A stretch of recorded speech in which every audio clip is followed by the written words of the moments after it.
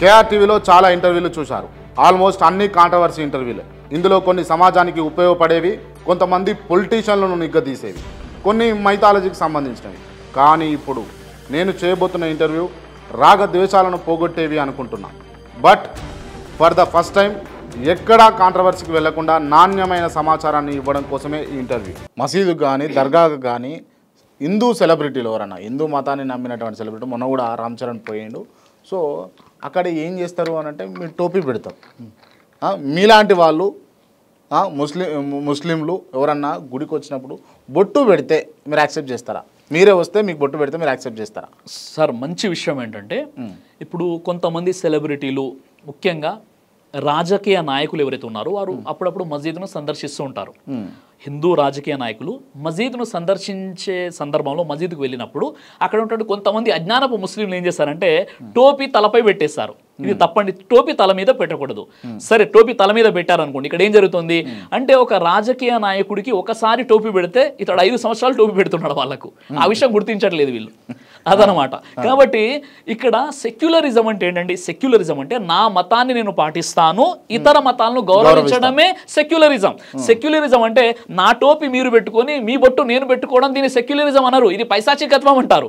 కాబట్టి నేను చాలా గతంలో, మీకు ఇప్పుడు చెప్తున్నాను కాదు, గతంలో చాలా వీడియోస్ నేను తయారు చేశాను.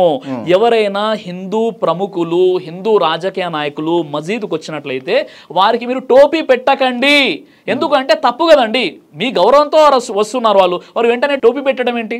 కాబట్టి నేను కోరుకునేది ఏంటంటే, ఇప్పుడు ఎవరైతే ఆ మసీదుని సందర్శించడానికి వెళ్తారో, ఎవరైతే ముస్లిం సభలలో వెళ్తారో, నా ముస్లిం సోదరులకు మీ యొక్క కేఆర్ టీవీ ఛానల్ నుండి, మీ కేఆర్ యూట్యూబ్ ఛానల్ నుండి, క్రాంతి గారి ఛానల్ నుండి నేను నా ముస్లిం సోదరులకు నేను మనవి చేసుకున్నాను. ముస్లిమేతర హిందూ రాజకీయ నాయకులు కానీ, హిందూ సెలబ్రిటీలు కానీ మసీదుకు వచ్చినప్పుడు దయచేసి మీరు వారికి టోపీ పెట్టకండి. అలా పెట్టడం చాలా పెద్ద తప్పు, ధర్మంలో బలవంతం లేదు. వారు మీ గౌరవంతో వస్తున్నారు. సరే, వారి వెనక స్వార్థం ఉందా, రాజకీయ ప్రయోజనం ఉందా, ఓటు బ్యాంక్ కోసం వస్తున్నారని పక్కన పెడితే, అలా వచ్చినా మీరు టోపీ పెట్టకండి. ఒకవేళ మీరు నిజంగా టోపీ పెడితే గుడికి వెళ్ళినప్పుడు మీరు బొట్టు పెట్టుకోండి.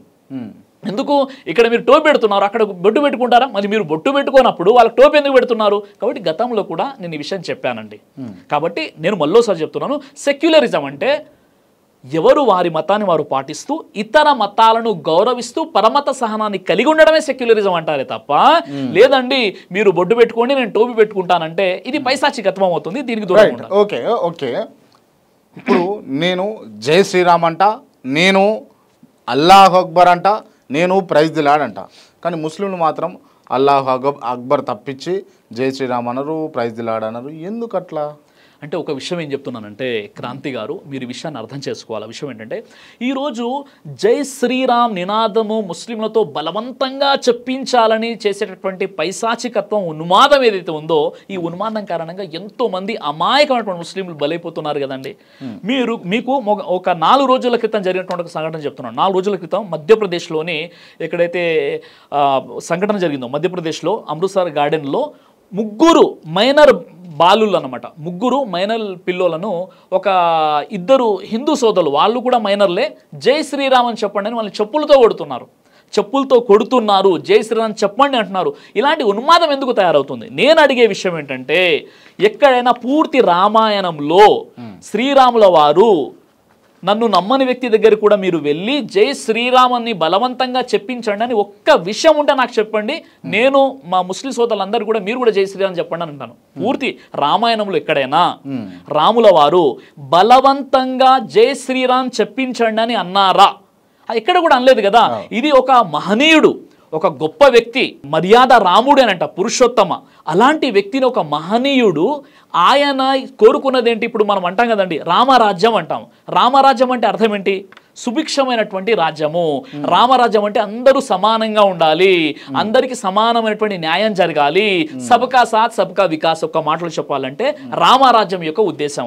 అలాంటి మహనీయుడు, మన ఆదర్శ పురుషుడు, అంత గొప్ప వ్యక్తి, ఆయన పేరును బలవంతంగా ముస్లింలచే ఉచ్చరింపజేసి జై శ్రీరామ్ చెప్పాలి అనేటటువంటి మతోన్మాదం కారణంగా ఎంతో మంది ముస్లింలు బలైపోతున్నారు. ప్రేమతో ఆయన చెప్పొచ్చు కదా సార్, ప్రేమతో చెప్తే చెప్పొచ్చు. ఇప్పుడు ప్రేమతో ఏ ముస్లిం అయినా వచ్చేసి జై శ్రీరామ్ అంటే అంటే చెప్పుకోవచ్చు. ఇప్పుడు నేనున్నాను, మీరు నన్ను చెప్పండి అని చెప్పించడం వల్ల లాభం ఏంటి?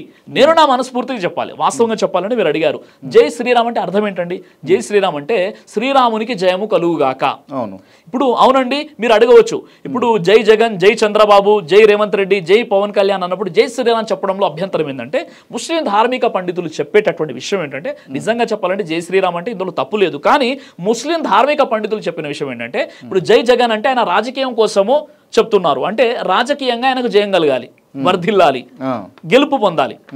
కానీ ఇక్కడ జై శ్రీరామ్ అంటే అర్థం ఏమైపోతుందంటే, ఇక్కడ హిందూ సోదరులు దేవుడుగా భావిస్తున్నారు కాబట్టి ఆయన్ని దేవుడు అని మేము కూడా అంగీకరిస్తున్నామన్న కోణంలో హిందువులు ఆలోచిస్తున్నారు. అంటే మేము బలవంతంగా ముస్లిం నోటి నుండి కూడా జై శ్రీరామ్ చెప్పించాము అన్న ఆలోచన ఈరోజు హిందువుల్లో ఏర్పడితే, ముస్లింలో ఉన్నటువంటి అపోహ ఏమేర్పడిందంటే జై శ్రీరామ్ అంటే ఆయన దేవుడని మేము ఒప్పేసుకున్నామేమో వీళ్ళు అనుకుంటున్నారు. కాబట్టి ఇప్పుడు ప్రైజ్ ద లార్డ్ అని చెప్పారు మీరు.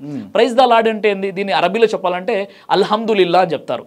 అంటే ఆ ప్రభు మాత్రమే స్తుతింపదగినవాడు, ఆ ప్రభువుకు స్తుతులు మరియు స్తోత్రాలు దీని అర్థం ప్రైజ్ ద లార్డ్ అంటే. జై శ్రీరామ్ అంటే శ్రీరామునికి జయము కలుగుగాక. ఇప్పుడు అలాగే ఇప్పుడు ఏ ముస్లిం అయినా, అంటే మీ దృష్టిలో క్రాంతి గారు మీరు చెప్పండి, మన భారతదేశంలో ఇక్కడ ఉన్నటువంటి 29 రాష్ట్రాల్లో ఎక్కడైనా ఏ ముస్లిం అయినా హిందూ దగ్గరకు వచ్చేసి బలవంతంగా అల్లాహ్ అక్బర్ చెప్పురా బాబు అని చెప్పినటువంటి ఒక్క సంఘటన ఉందా మన భారతదేశం? పీకలు కోస్తారు, గొంతులు కోస్తారు సార్, అది ఖచ్చితంగా తప్పు. అది ఖచ్చితంగా కన్నయ్యలాల్ ఎవరైతే ఆ టైలర్ ని మొహమ్మద్ ప్రవక్త వారిని దూషించారు, మొహమ్మద్ ప్రవక్త వారికి వ్యతిరేకంగా వారు ఏదో మాట్లాడారని ఒక వ్యక్తి తల నరకడం ఏదైతే ఉందో, దాని వెనక రాజకీయం ఉందా, ఉన్మాదం ఉందా, అది తెలియదు. కానీ అది ఖచ్చితంగా తప్పు అనమాట. ఎందుకంటే ప్రవక్త ముహమ్మద్ సల్లల్లాహు అలైహి వసల్లం వారిని ద్వేషించేవారు ప్రవక్త వారి కాలంలో కూడా ఉన్నారు. కానీ ప్రవక్త వారు విన్నారు, వదిలేశారు. కానీ మీరు ఒక ప్రవక్త వారిని ద్వేషిస్తున్నారని వాళ్ళని చంపండి అని ఎక్కడ ఉందండి? కాబట్టి అది కూడా ఒక విషయం. జై శ్రీరామ్ చెప్పండి అని ముస్లింలతో బలవంతంగా చెప్పించిన అది ఉన్మాదమే. అల్లాహ్ అక్బర్ అని ఏ ముస్లిం అయినా హిందువులతో చెప్పిస్తే అది కూడా ఉన్మాదమే. కాబట్టి ఇది తప్పు అండి. ఆ విధంగా మనం అప్రోచ్ అవ్వకూడదు. Right, okay. ముస్లింలకు భారతదేశం అంటే గౌరవం, ప్రేమ ఉంటాయా అండి?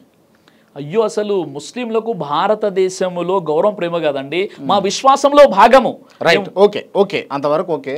మరి ముస్లింలు జాతీయ జెండాకు ఎందుకు సెల్యూట్ చేయరు? భారతదేశాన్ని కించపరిచినట్టుగా చేయకపోవడం అనేది అంటే ఈ విషయం చూడండి, నిజంగా ముస్లింలలో కూడా చైతన్యం రావాలి, వారు కూడా సంస్కరించబడాలి. కొన్ని విషయాల్లో చాలా పెద్ద అపోహలు ఉన్నాయండి. ఆ విషయం ఏంటంటే, ఇప్పుడు ఉదాహరణకి నన్ను బ్రదర్ సిరాజ్గా నన్ను అడిగితే, నేను రోజు నా దేశ పతాకానికి రోజు 100 సార్లు సెల్యూట్ చేయమన్నా సెల్యూట్ చేస్తాను.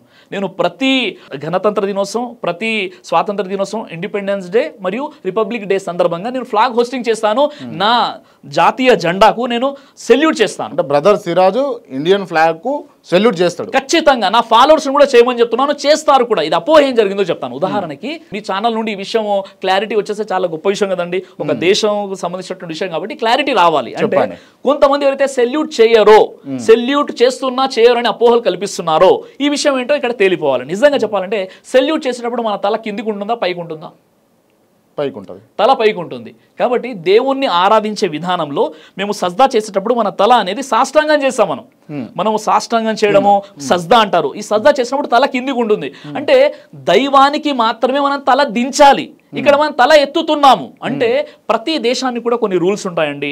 అంటే మన యొక్క సెలబ్రేషన్, మన యొక్క పండుగలు ఏవైతే ఉన్నాయో, అంటే జాతీయ పర్వదినం ఏదైతే ఉందో, అది రిపబ్లిక్ డే కావచ్చు లేదా ఇండిపెండెన్స్ డే కావచ్చు, ఇది ప్రతి భారతీయుడు కులమతాలకు అతీతంగా సగర్వంగా జరుపుకోవాలి.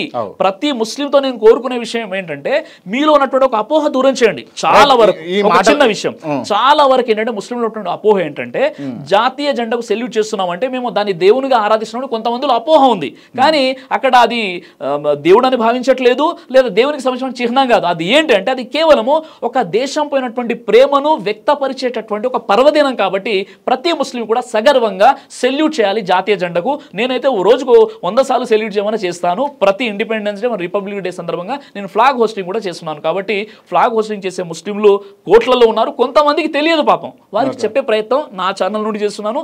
ఈ వీడియో కూడా వారికి చేరవేద్దాం మనం. రైట్, బ్రదర్ సిరాజ్ గారు చెప్పినట్టుగా ఖచ్చితంగా ముస్లింలు ఇకనైనా మారితే బాగుంటుంది అనేది నా ఉద్దేశం అండి. ఏ విషయంలో? ఈ విషయంలో ఖచ్చితంగా. ఇప్పుడు వాళ్ళకి అపోహ ఉందండి. ఇప్పుడు వాళ్ళని ఎడ్యుకేట్ చేయాలి. వాళ్ళు ఏమనుకుంటున్నారు, జాతీయ జెండాకు సెల్యూట్ చేయాలంటే మేము దేవుణ్ణి మొక్కుతున్నామా, లేదా అది ఒక షిర్క్, అంటే బహుదేవోపాసన అనుకుంటున్నారు. ఇది బహుదేవోపాసన కాదు, ఇది షిర్క్ కాదు. మనం భారతీయులం, మనం భారతీయులం, ఈ భూమిపై మనం పుట్టాము, మన హక్కు, మన దేశంపై ఉన్నటువంటి ప్రేమను మనం ప్రకటించాలి. ఆ ప్రకటించడానికి 2 పండుగలు ఉన్నాయి. అది స్వాతంత్ర దినోత్సవం, గణతంత్ర దినోత్సవం. ఈ సందర్భంగా ప్రతి ముస్లిం ఇంటి మీద కూడా జాతీయ జెండా రెపరెపలాడాలని కూడా నేను కోరుకుంటున్నాను.